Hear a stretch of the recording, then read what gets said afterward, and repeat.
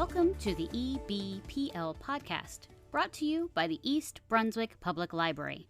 My name is Melissa Hozik, the Adult Programming Librarian here at EBPL, and I will be your host for today's episode. We are known as our community's living room, and today we are helping spotlight one of our East Brunswick organizations. Today I am joined by Manny Alzvarez, the president of the East Brunswick Historical Society. Welcome, Manny. Hi, good morning. Can you tell us about the Historical Society and how it was founded? In the early 1970s, Estelle Goldsmith and Rose Sacco, two very active people in East Brunswick, spearheaded a more or less informal history club with Rose Sacco as president.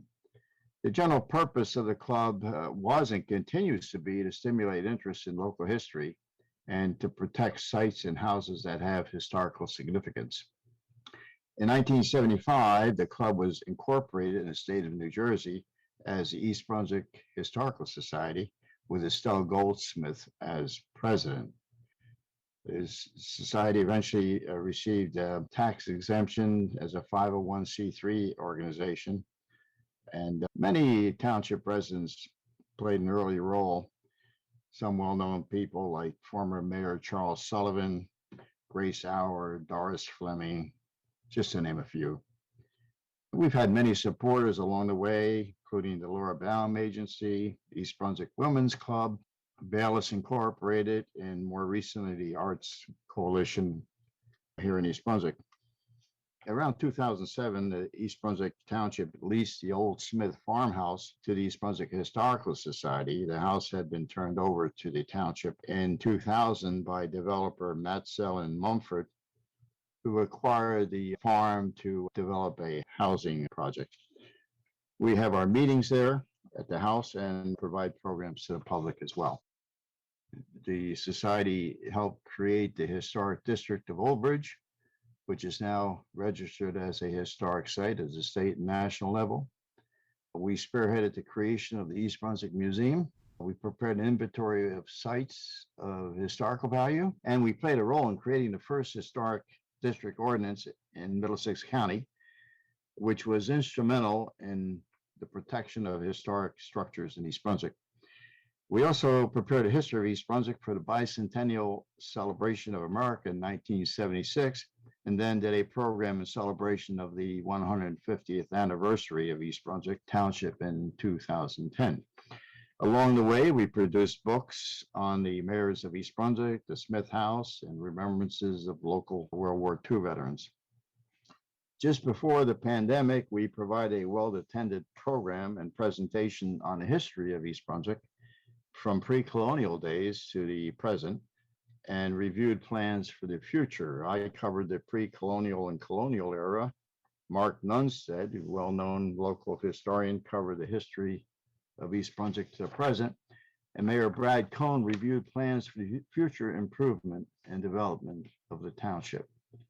One of our current projects is develop dossiers on houses that are on Schedule B of the township's historic code. So that's a little bit of the history of the society. How is the Historical Society different from the museum? Well, both organizations are committed to the history of East Brunswick and overlap to some extent, perhaps to a great extent.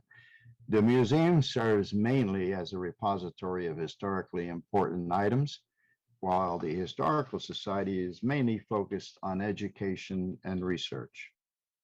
What is something that people may not realize that is an important part of East Brunswick history? Every community has a history, and history is not only national or world significant events, but it also is a town's own history of people, places, and events, that these things that have contributed to a community's culture. For example, in East Brunswick, there have been some innovative farming techniques, such as those developed by George Smith of the Smith Apple Farm. East Brunswick provided much lumber, bricks, and food that helped other communities grow, and which mainly were shipped out from the Old Bridge section of town. People from East Brunswick have served the nation in all its wars. We've had and continue to have local artists and authors. On a more national level, East Brunswick played a role in the War for Independence. In 1777, Colonel John Nielsen led a regiment of militia in an attack on Venice Island at the end of Schoolhouse Lane against a British detachment stationed there to provide surveillance of movement on the Raritan River. The battle contributed to hindering the movement of British supplies and drew the attention of George Washington when he was headquartered at Morristown. Presently, the Society is participating in efforts with an interstate group to memorialize the battle in sight. Another current project is to memorialize Obadiah Norman, who served on Venice Island as a soldier in the Revolutionary War and who at one time owned the land that became the Smith Farm. So these are some things of importance. How can people learn more about East Brunswick and the projects that you're doing to help raise awareness? We have a website that provides information about the society as well as current and upcoming events. That's EB Historical Society at webs.com. More information about the history of the town can also be found on eastbrunswick.org/402-history. Now, anyone can just enter East Brunswick in their computer browser, and these links will come up and they can be identified and accessed. We also encourage anyone who's interested in East Brunswick history or East Brunswick to join us, because members help plan and carry out events, and we sometimes visit historical sites in the area. Anyone who would be interested in joining us can call 732-249-7397.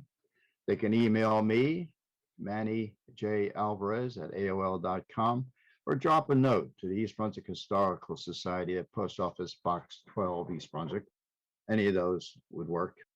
Manny, thank you so much for helping us spotlight the East Brunswick Historical Society, East Brunswick history, and hopefully we'll be hearing more about things that you'll be doing soon. Good to be with you. Thank you for joining us for today's episode. You can enjoy our previous episodes by subscribing now using your favorite podcasting app. To learn more about the East Brunswick Public Library, visit our website at www.ebpl.org.